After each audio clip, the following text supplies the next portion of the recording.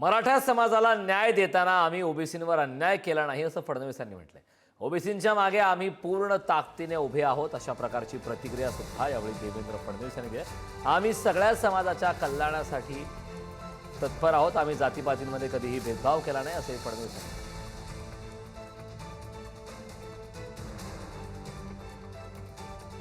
कुठल्या समाजाचं काढायचं दुसऱ्या समाजाला द्यायचं अशा प्रकारची कुठली भूमिका हे सरकार तरी कधी स्वीकारणार नाही।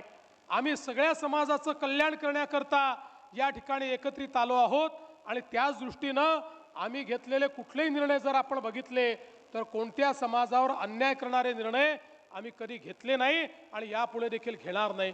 म्हणून मी आपल्याला निश्चितपणे सांगतो, ज्या ठिकाणी मराठा समाजाला न्याय देण्याची वेळ आली त्या ठिकाणी मराठा समाजाला न्याय दिला, पण मराठा समाजाला न्याय देत असताना ओबीसी समाजावर आम्ही कधीच अन्याय केला नाही आणि ओबीसी समाजाच्या पाठीशी पूर्ण ताकदीने आणि खंबीरपणे आम्ही उभे आहोत।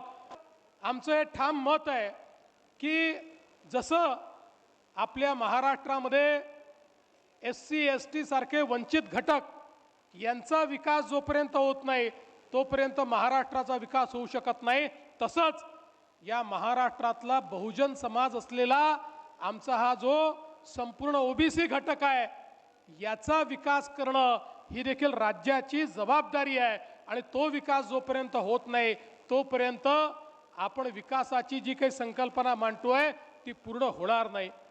आज या निमित्ताने मला सांगायचं आहे, आम्ही कधी जातीपातीत भेदभाव केला नाही।